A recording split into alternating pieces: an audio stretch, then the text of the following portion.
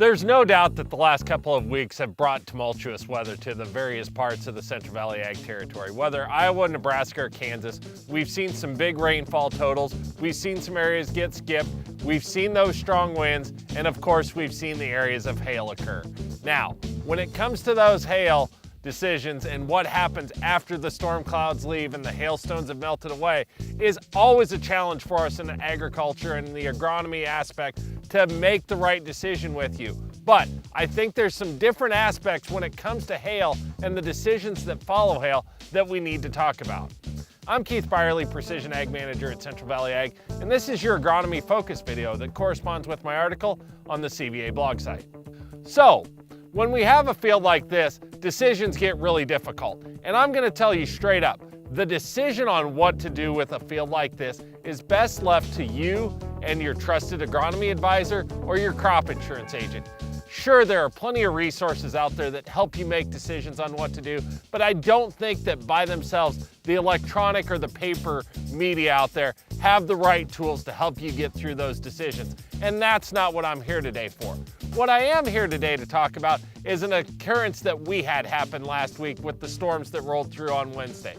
Over at our Bellwood Innovation site, the day prior we had finished with our V5 fungicide application, and we'd had about 30 hours for that fungicide application to be on our plants before the hail rolled through. So, my question when I saw the fields the next morning was, what do we do now? They certainly didn't look as bad as this, but they were definitely beat up and battered. But I felt confident that the corn was going to bounce back because the whorls looked more like this than they did this. So, knowing that that corn was going to bounce back, my next question turned into, what about that fungicide application that we put on the day before? What is the value in that, or what do we need to do following up with that? So I reached out to some folks in the industry that are far smarter than me, and they hesitated to answer that question. They needed to go gather more resources and more information before they threw out an answer, and that leads us to today.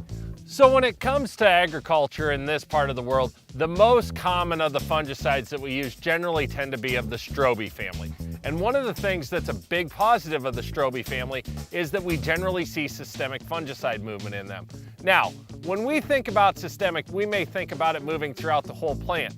But in the case of fungicides, it's more of a translaminar movement, meaning that it moves across the areas of the leaf surfaces. Now, when we get a hail event that goes through and removes our leaf surface, the question naturally beckons into what happens to that fungicide. Is it still of value?